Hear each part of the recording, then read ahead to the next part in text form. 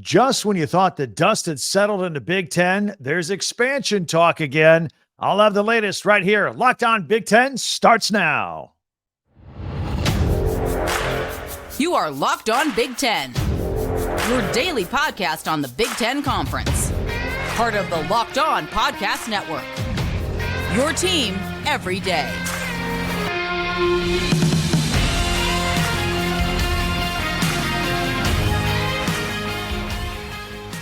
Welcome again to Locked On Big Ten. I'm Craig Sheeman. Thank you so much for checking us out. Thank you for making us your first listen each and every day. We are free and available wherever you get your podcast and on YouTube, part of the Locked On Podcast Network, your team every day. Well, here we go again, expansion talk. And we have news and notes from around the Big Ten camps. The pads are on, we're hitting, it's happening, and we'll have our pigskin picks. Be sure to subscribe and follow Locked On Big Ten for free wherever you get your podcast. That way you'll get the latest episode of this podcast as soon as it becomes available each and every day. Subscribe and share and like. I love it. You guys are doing a great job. Thank you for helping me out. Lots of moving parts in the Big Ten. You know, we just settled in on Southern Cal and UCLA coming in 1 year. Everybody loves the football schedules that were released a couple of weeks ago. They're nice and tidy for 2024 and 2025. Everybody plays each other on a rotation. The rivals are intact. And every 4 years, every 4-year player will get to visit every stadium in the Big Ten, which is cool. It's perfect. Absolutely perfect. And Tony Petitti even said during the media days, he goes, all right, I'm done with that big stuff. Now I got to work on the Olympic sports and get their schedules together, as he talked at the Big Ten Media Days last week. And he's just moving forward, settling in the new job, first 100 days on the job. But now all of a sudden, he has a complication or two in his job because the Pac-12 is on absolute life support. The Pac-12, it's been around since 1915. And it could disappear before our very eyes. It has no viable TV deal whatsoever. I mean, right now on the table is Apple streaming, and it will, none of the schools want it because they would only make $20 million each on it. And they're told, well, if we get a lot of subscriptions on Apple TV, then the number will go up. Nobody's buying it. They want guaranteed money. It's not enough. And by the way, I hear that deal from Apple is off the table at the end of this week. So that's not going to be out there available forever. Meanwhile, the Big Ten is on Fox, NBC, CBS. They got themselves a 7-year, $8 billion deal. They are golden. So teams are bolting the Pac-12. They're out. Colorado, they're off to the Big 12. The Arizona schools are huddling. The Utah is huddling. Everybody's discussing the Big 12, where they can make $32 million a year and be sure of it. Every school, every board of trustee, every school president, everybody's having emergency meetings right now out in the Pac-12 and Big 12 and the ACC. Everybody's trying to figure out what to do. The Big 10 and the SEC are very stable. There are multiple reports now, though, that the Big 10 is actually in talks about expanding with Washington and Oregon. Yesterday, here's how fast this thing's moving. Yesterday, they were considering taking Cal and Stanford in because the rumor was that the Big Ten, the presidents in the Big Ten, they like the academia. They like the idea of having Stanford and Cal in the Big Ten, but it doesn't seem like anybody else is really into it. There isn't much interest in it. So it seems just in the past 24 hours, it's gone back to just Washington and Oregon. And I think Oregon is leading the way as far as leaving. Washington says it will do whatever Oregon does. But the one problem with the Big Ten, there's a couple problems here. The Big Ten has to decide. Are we going to be 16 schools? Are we going to be 18 schools? Are we going to be the Big 20? Where are we going to be? Right now, it just looks like just Oregon and Washington. And the one hiccup that I mentioned in yesterday's podcast was, so the Big Ten has this brand new deal. Once they get USC and UCLA and they got their 16 schools and they're going to divide this pie up 16 ways. Well, what if you bring in 2 more teams that aren't really bringing in any revenue? Now you got to split up the pie 18 ways, and every school gets a little bit less. That was probably going to be a big hurdle for the Big Ten to go extend any invitations from anybody. Plus, they didn't want to appear like they were poaching schools from the conference, although they clearly got USC and UCLA. Nevertheless, all the West Coast schools, they're in panic mode right now.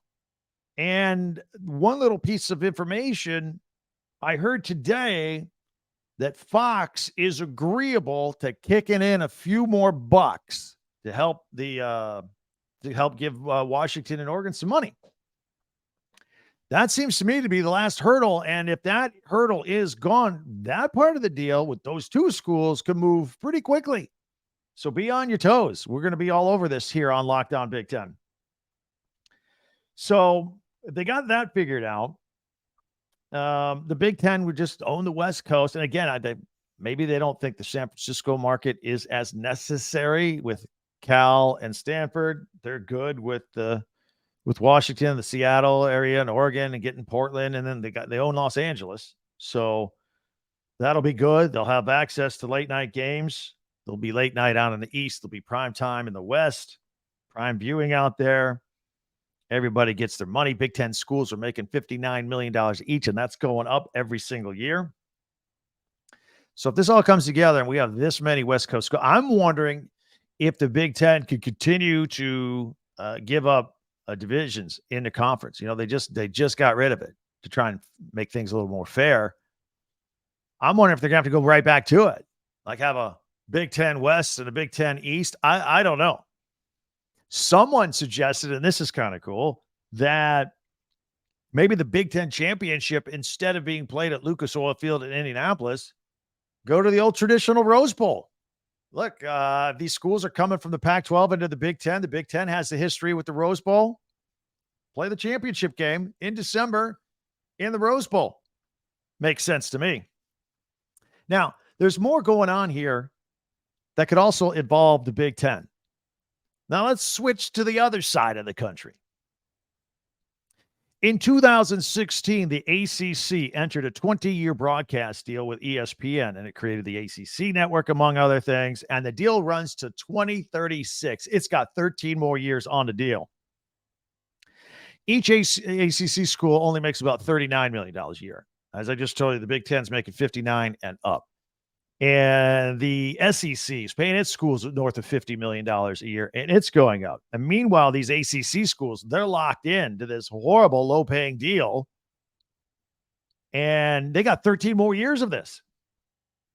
And once the SEC adds Texas and Oklahoma, the numbers will only go up. The Big Ten adds UCLA and USC, the numbers go up. Very shortly, there could be a $30 million per year per school gap between what the ACC schools are getting and what the Big Ten and the SEC schools are getting. And if you add that up with 13 more years of that, these ACC schools are going to fall behind by like $400 million each. They can't sustain. They can't continue like that. The market is getting away from them. They are locked into a bad deal. Problem is, it's a grant of rights deal. That means if an ACC school were to leave the ACC, get a TV deal somewhere else, that TV money still goes to the ACC. The ACC owns their home TV broadcast rights. That's part of the deal. And the buyout, if you want to leave the ACC, is also an additional $120 million. So it's a mess. And there have been a handful of schools, Florida State, Miami, North Carolina State, Virginia, and Virginia Tech. Their lawyers have been combing through that TV contract, the media rights deal, tooth and nail, every sentence. Now, I don't know if they have found anything that they could break the contract or not. Somebody said, some people are saying it's pretty airtight. But then Florida State got pretty aggressive this week, verbally. I'm not just talking about some unnamed sources or somebody associated with the program or an assistant athletic director. No, the school president and the lead booster both issued statements this week. The school president, Richard McCullough, said this: "We are not satisfied with our current situation. We love the ACC. Our goal is to stay in the ACC But to stay in the ACC under the current situation is hard for us to figure out how we remain competitive unless there is a major change in revenue distribution within the ACC, quote unquote. Couple things about that. All right. He said our goal is to stay in the ACC. Well, Colorado 2 weeks ago said it's our goal to stay in the Pac-12, and then the next week they bolted. So don't trust in that. I don't know if they want to stay in the ACC. Also, as far as being competitive in the ACC, look, Florida State hasn't been competitive on the field until last year for the previous 5 years. They had a good year last year, and they look to be good this year. But they weren't competitive for a long time. When they say we have to be competitive, that means in dollars. That means dollars and cents and earning as much as other comparable schools and other conferences. That is what this is all about. Florida State Board of Trustee Drew Weatherford says, quote, it's not a matter of if we leave, it's a matter of how and when, unquote. They got to decide how much they got to write a check for and get out of there, or what the case is. They are trying so hard to get out of there. And they even said, look, we're going to put a 12-month plan together, an exit strategy. So it's happening. The reason I mention all this, would the Big Ten consider Florida State? 24 to 48 hours ago, we were talking, all right, the Big Ten's going to take Washington, Oregon, Stanford, and Cal, and then they'll have their 20 teams. Now it looks like they're only interested in Washington and Oregon. Does it mean the Big Ten stays at 18 and takes a breath?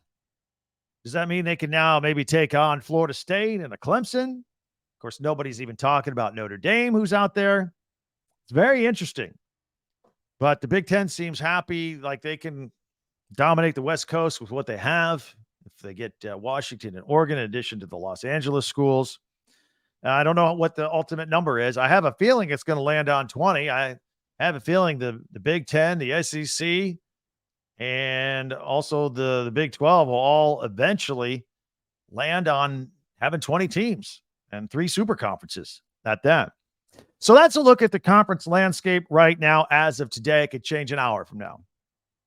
We're going to continue to keep an eye on it. This is going to be a running story here on Lockdown Big Ten. We are also going to look at camps around the Big Ten. The pads are on, the helmets are on, hitting.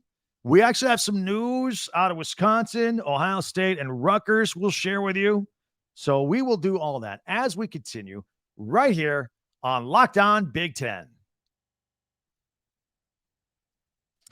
So the conferences are trying to find the right schools for the conference. The teams are trying to find the right players for the teams, putting all the pieces together. It's just like at your office if you need to hire somebody. Now, these days, every new potential hire can feel like a high-stakes wager in your small business. So you want to be 100% certain that you have access to the best qualified candidates available. That's why you got to check out LinkedIn Jobs. LinkedIn Jobs helps find the right people for your team faster and for free. Makes it so much easy. We all dread it. I've been in this position. I've had to hire people. It takes forever. You got to interview people. It takes up time where you could be doing your real job. Not with LinkedIn Jobs. Go check them out. The posting of the jobs is easy. Then you add your job and the purple hashtag hiring frame to your LinkedIn profile to spread the word that you're hiring. Let everybody know about it. Simple tools like screening questions make it easy to focus on candidates with just the right skills and experience so you can quickly prioritize who you'd like to interview and eventually hire and put on your team. It's why small businesses rate LinkedIn Jobs #1 in delivering quality hires versus leading competitors.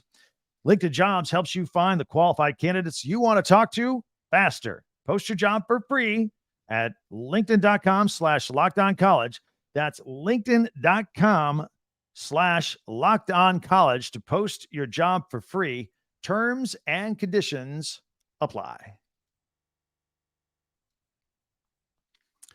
All right, so a couple of things from camps around the Big Ten. I saw a lot of videos, a lot of tweets, a lot of information out there. It's really cool. I'll share some of it with you here. First of all, Wisconsin fan. By the way, we were going to have Ryan Herrings on from Locked On Badgers. He was scheduled to join us. We talked about it in yesterday's podcast, but something came up, so we had to reschedule. No problem. We'll get that done. That means we're not going to talk about the Badgers.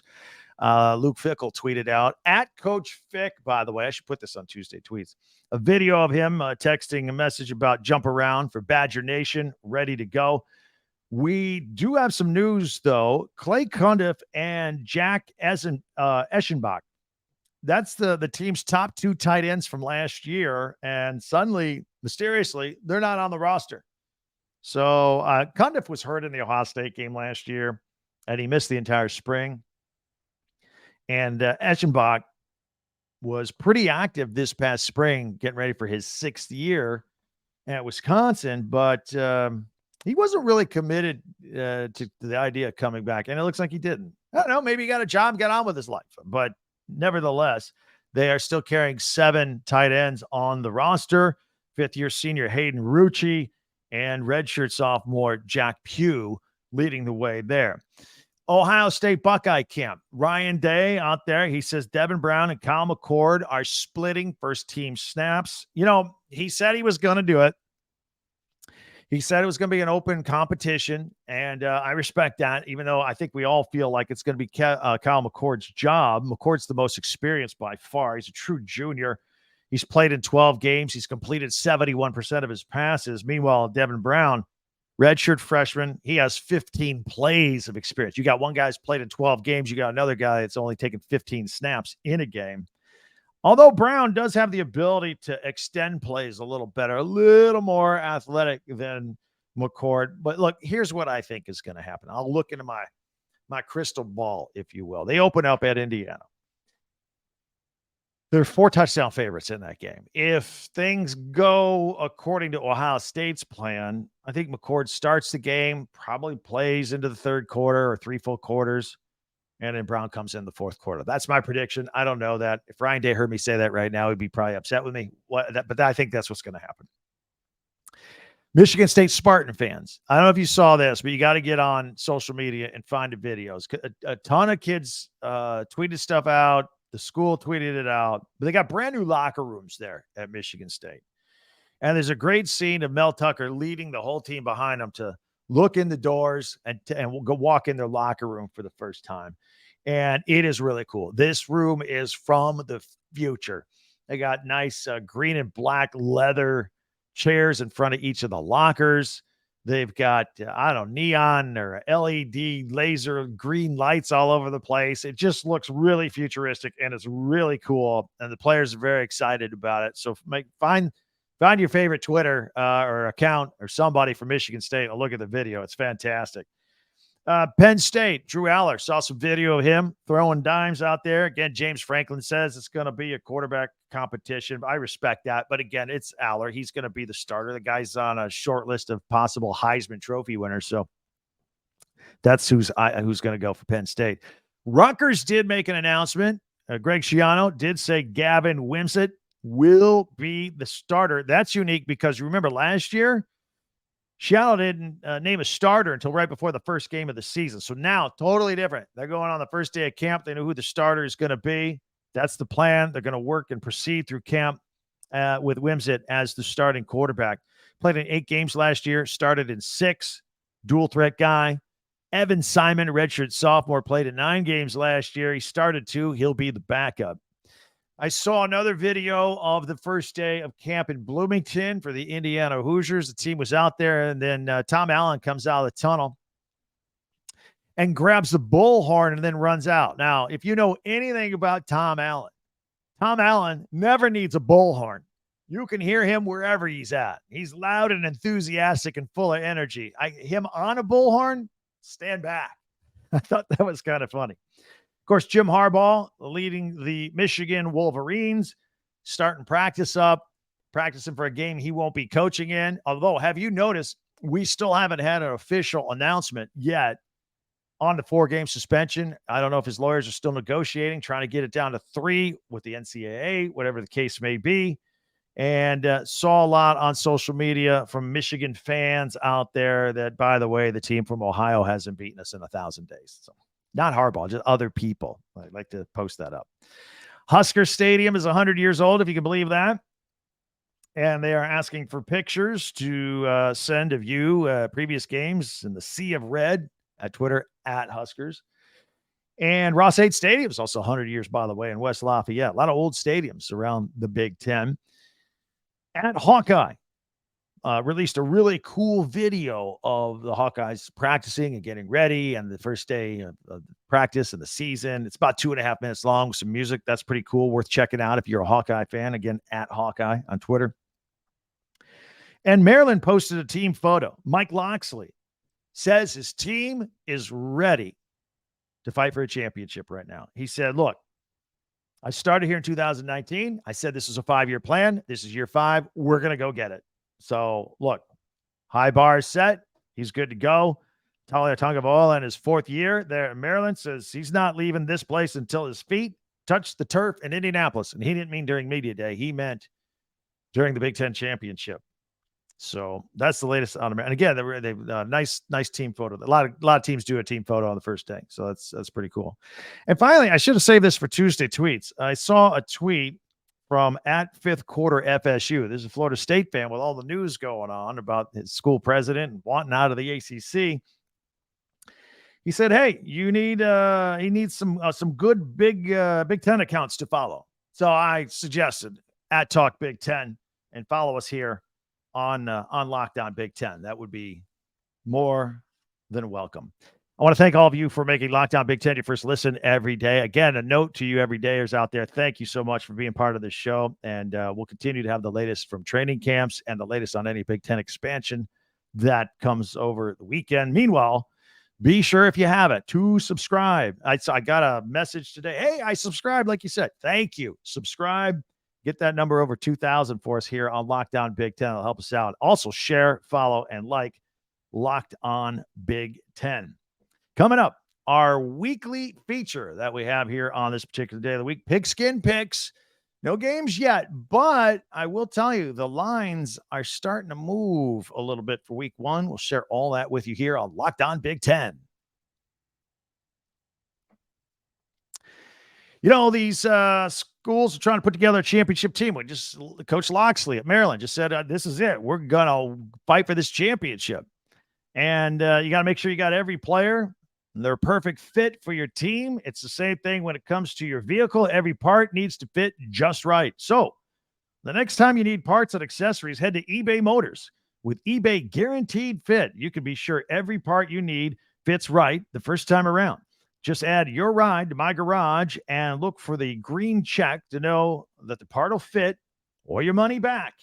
Because just like in sports, confidence is the name of the game. And when you shop at eBay Motors, you know, they have over 122 million parts to choose from.